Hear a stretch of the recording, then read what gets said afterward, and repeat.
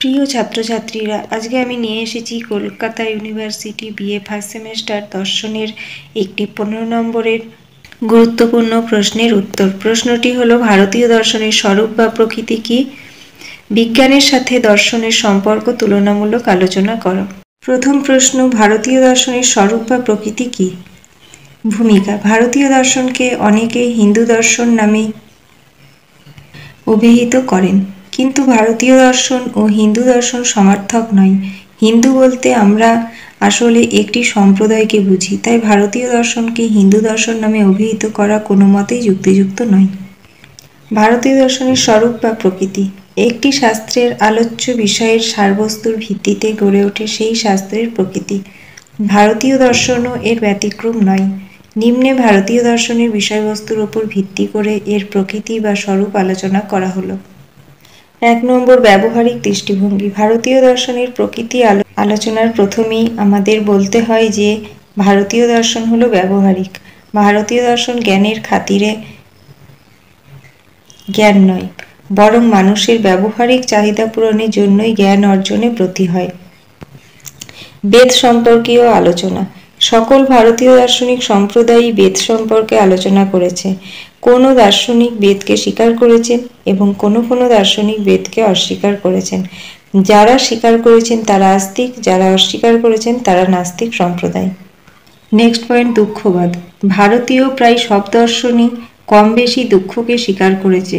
এ প্রসঙ্গে গৌতম বুদ্ধ নিজেই বলেছেন, পৃথিবীর সৃষ্টিলগ্ন থেকে আজ পর্যন্ত মানুষ যে পরিমাণ অশ্রু বিসর্জন দিয়েছে তার সাথে সমগ্র পৃথিবীর, সমগ্র সাগরের সমস্ত জলের তুলনা হয় না।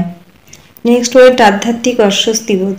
ভারতীয় দর্শনের এক অন্যতম প্রকৃতিগত বৈশিষ্ট্য হলো আধ্যাত্মিক অস্বস্তিবোধ। এই আধ্যাত্মিক অস্বস্তিবোধ থেকেই ভারতীয় দর্শনের উদ্ভব হয়েছে। নেক্সট পয়েন্ট, বিচারবাদিতা ভারতীয় দর্শনের প্রকৃতিকে অনন্যতা দান করেছে। ভারতীয় সকল দার্শনিক সম্প্রদায় বিচারবাদের উপর প্রতিষ্ঠিত। পরের পয়েন্ট, আশাবাদ। ভারতীয় দর্শনের শুরুতে দুঃখ থাকলেও পরবর্তীতে দুঃখ থেকে পরিত্রাণ তথা আশার বাণী শুনিয়েছেন, যাকে ভারতীয় দর্শনের মূল প্রকৃতি বলা যায়। মোক্ষ বা মুক্তিলাভ। মোক্ষ বা মুক্তিলাভই ভারতীয় দর্শনের চরম লক্ষ্য। চার্বাক ব্যতীত প্রায় সকল ভারতীয় দার্শনিক সম্প্রদায়ই মোক্ষলাভকে মানব জীবনের পরম পুরুষার্থ বলে উল্লেখ করেছেন। পরের পয়েন্ট, সূত্র নির্ভরতা। ভারতীয় দর্শন মূলত সূত্র সাহিত্যের উপর ভিত্তি করে গড়ে উঠেছে। পরের পয়েন্ট, জন্মান্তরবাদে বিশ্বাসী। কর্মবাদের উপর বিশ্বাসী ভারতীয় দার্শনিকদের কর্মবাদে আস্থাশীল করে তুলেছে। কর্মবাদে বলা হয়েছে মানুষ কর্ম অনুযায়ী ফলভোগ করবে। উপসংহার। পরিশেষে বলা যায় যে ভারতীয় দর্শনের প্রকৃতি জ্ঞানবাদী, ব্যবহারিক, অন্তর্মুখী। ভারতীয় দর্শনের প্রকৃতি তাকে অন্যান্য দর্শন থেকে পৃথক করে এক স্বতন্ত্র বৈশিষ্ট্য প্রদান করেছে, তাই ভারতীয় দর্শন তার নিজস্ব চরিত্রে উজ্জ্বল হয়ে আছে। দ্বিতীয় প্রশ্নটি ছিল, বিজ্ঞানের সাথে দর্শনের সম্পর্ক তুলনামূলক আলোচনা করো। ভূমিকা। আপাতদৃষ্টিতে দর্শন ও বিজ্ঞান পরস্পর বিসদৃশ্য মনে হলেও প্রকৃত প্রস্তাবে এদের মধ্যে পারস্পরিক সম্পর্ক খুবই নিবিড় ও নিকট।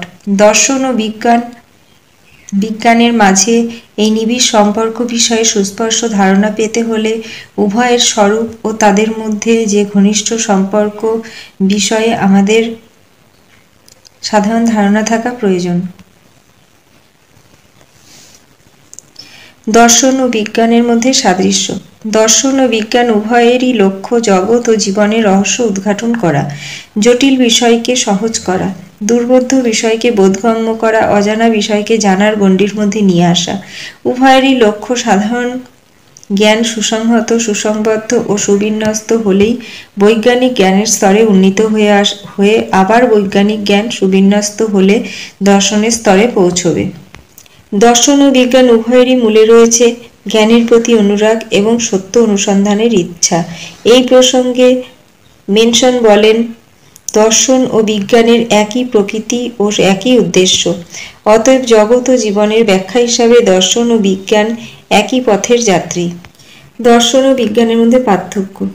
আলোচ্য বিষয়, লক্ষ্য ও উদ্দেশ্যের দিক থেকে দর্শন ও বিজ্ঞান একই পথের যাত্রী হলেও যাত্রার বাহনে অর্থাৎ পদ্ধতি ও পরিণতির দিক থেকে তাদের মধ্যে উল্লেখযোগ্য বিষয়ে পার্থক্য আছে। 1 নম্বর, বিজ্ঞান প্রকৃতির একটি বিশেষ বিভাগ নিয়ে আলোচনা করে, কিন্তু সমগ্র বিশ্ব জগৎই দর্শনের আলোচ্য বিষয়। বিজ্ঞানীদের দৃষ্টিভঙ্গি হচ্ছে খণ্ড, কিন্তু দর্শনের দৃষ্টিভঙ্গি হচ্ছে অখণ্ড।